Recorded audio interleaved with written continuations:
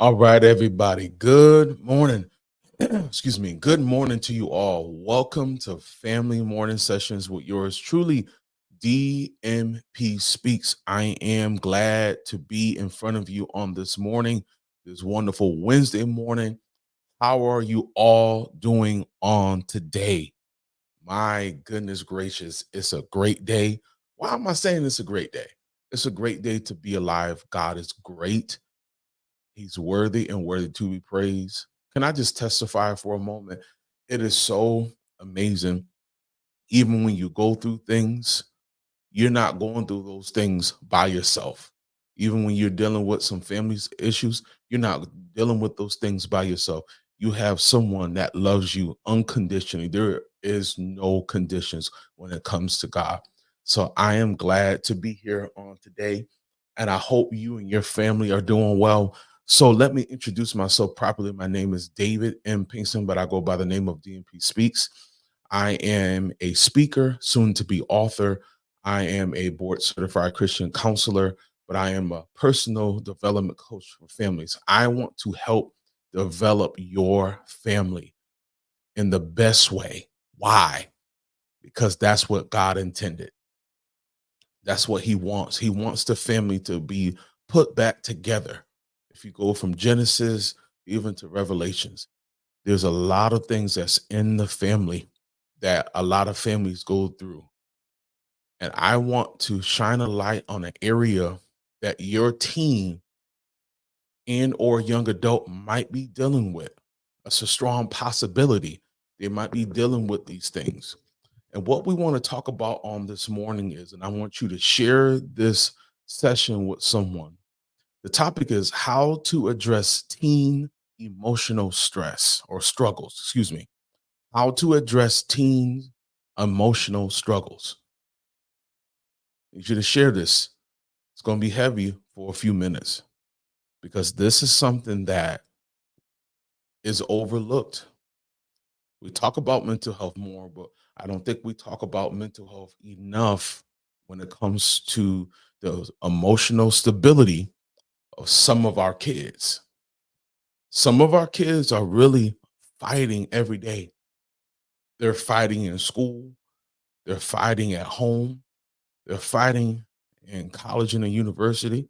You might say, dang, they fight all the time. They're not fighting physically, they're not fighting with their fists.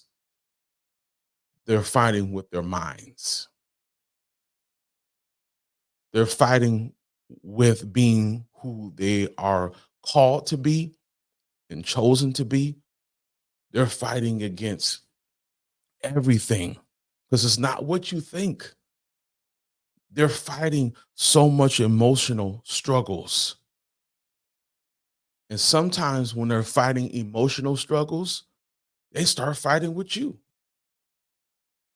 It's not always intentional, but because of the demand, if we can be honest, that we put on our kids, and it's not a bad demand all the time. It's just that you want your son or daughter or children, teen, young adult, to do and be their best, do their best and be their best. But if you have a son or daughter, a teen that is dealing with emotional struggles and they're not talking, sometimes it can come out in tears. Sometimes it can come out in frustration. Sometimes it can come out in yelling. Why? Why are they? Some of them are fighting back tears, like physical tears. Why are they fighting back these physical tears? Because guess what?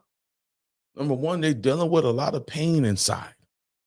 Just imagine for a moment, just imagine if you were a teen in these days,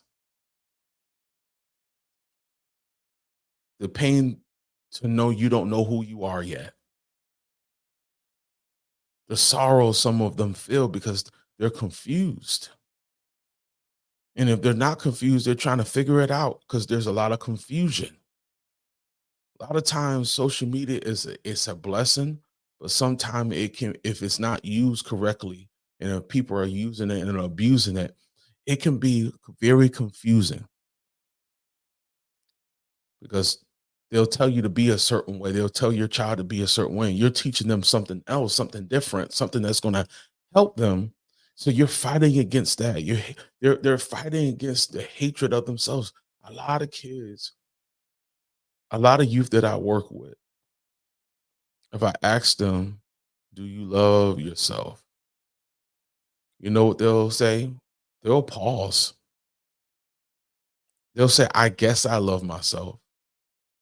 So there's an area, if they have to guess, there might have been one or two or 10 times they didn't really like themselves. They didn't really love themselves. So that leads into self-rejection. They've already been rejected by friends. They've been rejected maybe by parents. They might be rejected by friends. I'm just giving you examples, but they start to self-reject themselves because everybody else has rejected them. Sometimes there's manipulation in certain parents. Keyword certain, not all, but certain parents disassociating themselves from their families, isolating themselves from their families. Again, attacks from social media, their sexual identity. And again, like I said, rejection from others. All of these things take a vital place in your teen and young adult's mind. It might not be all that I talked about, but there are some things in there, some things I kind of left out on purpose just to let you know and just to remind you your teen or young adult is dealing with some issues. They are dealing with some pain. They are dealing with some things that can really make them feel that they are by themselves. Sometimes they might not even know where to turn to because they are isolated. They're bruised mentally and emotionally. A lot of times that comes out in anger. That comes out, I don't want to be bothered today. I don't want to talk about it today because they're trying to figure it out. And one thing I've learned as being a father figure and an uncle to my niece and being a father to my son,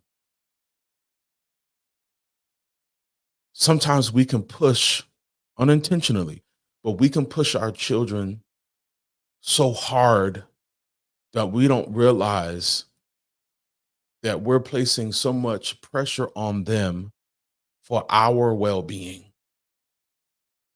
I didn't say in every situation, but some situations we can put so much pressure on them unintentionally, not to harm them, but we don't recognize that we are harming them in certain ways.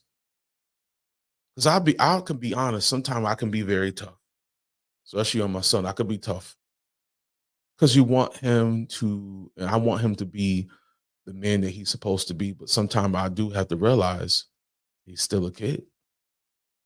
He's still learning. My niece is 23 and she's grown, but she's still growing. And when you think about it like that they're still growing, you always should have, and I'm going to make this very clear, you should always have an expectation for your kids. If you really love them the way that you do, any great parent, excellent parent wants wants their child to do well, want them to thrive and not just barely make it. Does that make sense? But sometimes we can put that pressure on them too much because we can put that pressure on them so much they don't know where to turn to. And I'm not just talking about they might turn to drugs and alcohol. That does happen. But the emotional state, they can be stuck in limbo. They can be stuck mentally. They can be stuck emotionally, not knowing what to do with their feelings. So sometimes when they're lashing out, they're just frustrated. When they're lashing out, they've been told one thing and you're telling them another. You're putting so much pressure on them again without knowing, or sometimes you do know.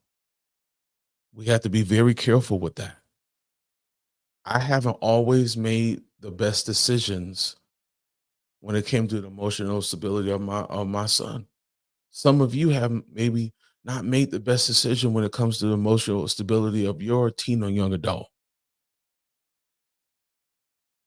But there's always an opportunity to change. Does that make sense? You're still living, you're still breathing because you're God has given you an opportunity to change yourself as an individual, but also change yourself as a parent to that teen or young adult. But we must address their problems. We got to be there for our teen and young adult more now than when they were a child or a baby, because this world will eat them up. I'm going to say it again.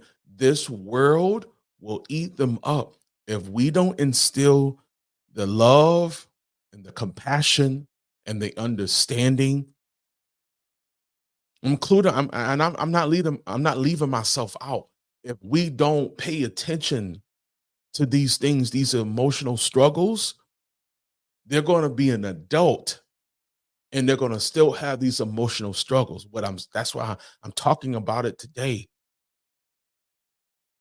You as a parent, you hate to see your child go through this. Any parent will hate to see their teen or young adult deal with emotional struggles. It's not a great thing to see. Some of you are up at night. If I could be honest, there's times that I've been up at night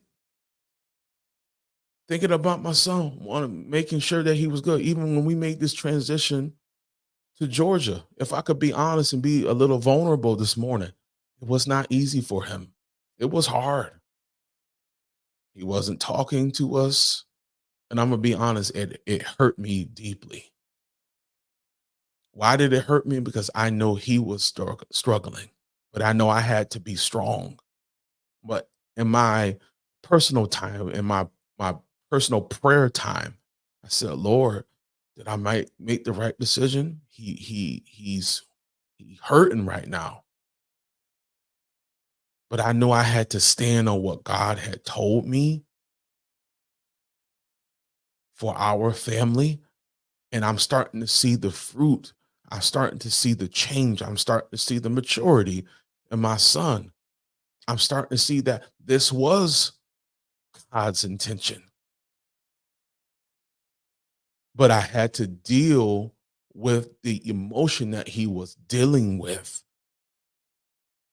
You got to remind your teen or young adult, even when they're dealing with these emotional struggles, they're not dealing with these struggles by themselves. Let me say that again. They're not dealing with these emotional struggles by themselves, but you got to remind them, even you're dealing with these struggles, even though I want this more than you want it, I'm going to still help you because I love you. Deep depression is real. Anxiety is very real, but it's only real when you make it a priority and you make it real, that it overtakes your mind. When it overtakes your teen's mind, we got to help them get out of this deep depression, this deep anxiety. Some of you adults dealt with this as a child,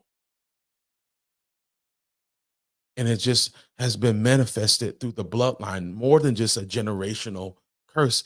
It's in the bloodline, and we have to be able to cut that piece of the bloodline off. We have to allow that to dissolve.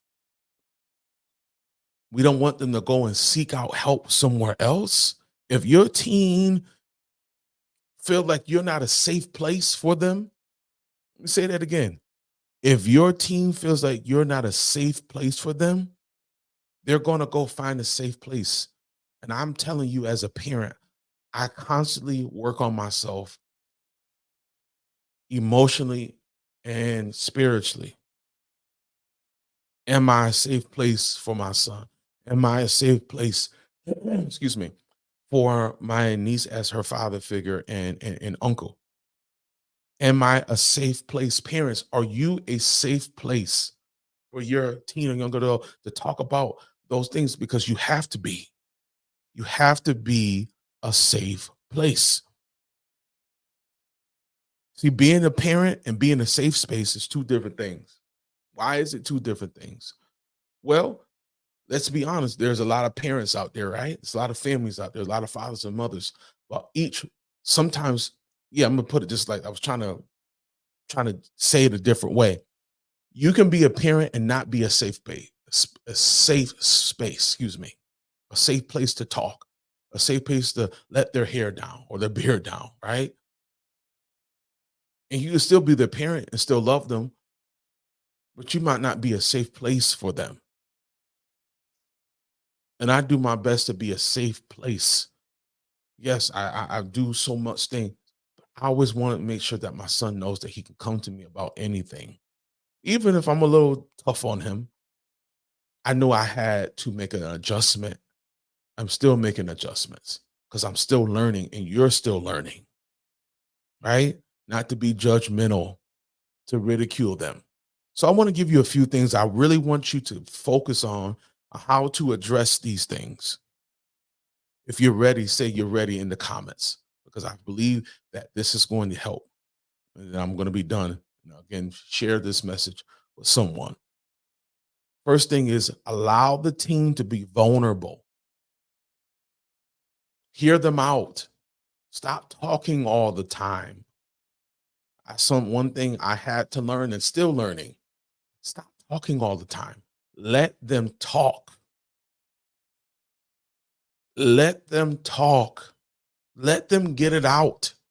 Even if it's about you. I'm serious.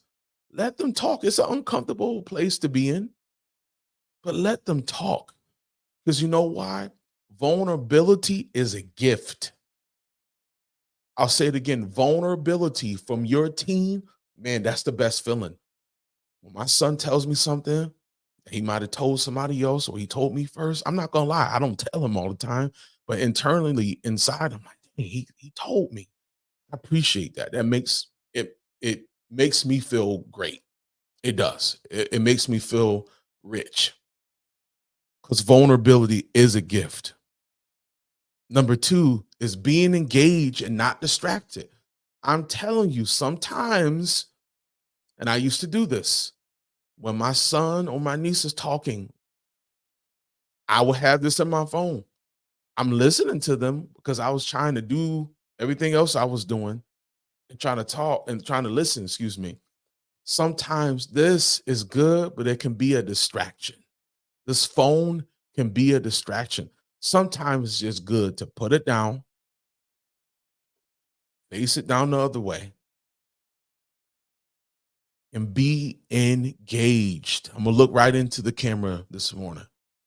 Be engaged. The next thing is be trustworthy. If they tell you something, don't bring it back into their face later or tell somebody else, unless it's life threatening, of course, or something that really, really needs to be talked about. But in that safe space, be trustworthy. The next thing is tell them it's okay to feel how they're feeling. We're not telling our teens or young adult, it is okay if you have pain. It's okay if you're not okay, but let them and remind them that you are there. It's okay to be feeling these feelings, but you're not going to feel these feelings by yourself. Also, let them know that there is help. There is help. They don't have to fight against whatever is harming them emotionally, psychologically. And the last thing is your willingness as a parent guardian to adjust your perception of their needs, that you adjust how you see what they're going through, that you're just not making assumptions, you're not judging them. You're looking at the situation with clear conscious clarity, right? And knowing that We're going to get through this. You're not just going to get through this. We're going to get through this together, because at the end of the day, when they know that you're there, when they're struggling, it makes you not even feel rich, be wealthy. Because the gift of vulnerability is real. Letting them know that it's okay to feel how they're feeling, being trustworthy, being a safe space, being engaged and not distracted, knowing that there's help for them and you're a part of that support and that help as their parent too. And that willingness to look at their issue from a different lens. So everybody, thank you so much for your time. I know I gave you a lot, but look at the replay. Share this message with a family member, a friend, a coworker, somebody at your church. Believe me, you'll be surprised what your teen might be dealing with. But guess what? They don't have to deal with it by themselves. There's a family out there that's dealing with these things with their teens by themselves. They're trying to figure out all these things by themselves, and you don't have to do it by yourself. You got me, the family coach, the personal development coach. I want to help you all come back together. I want to work on your relationship with your teen or young adult to make things so much better. Why? Because I believe every family, every teen, young adult deserves transformation. Let's do it together. Sign up today. Go to my social media platforms all over and sign up today. Don't be afraid. Take the step. Guys, I love you. Thank you for your time. Wasn't bad, right? I love you guys, and I'll see you tomorrow at 7:30 a.m. Be blessed, be safe, and let's continue to grow together. Peace.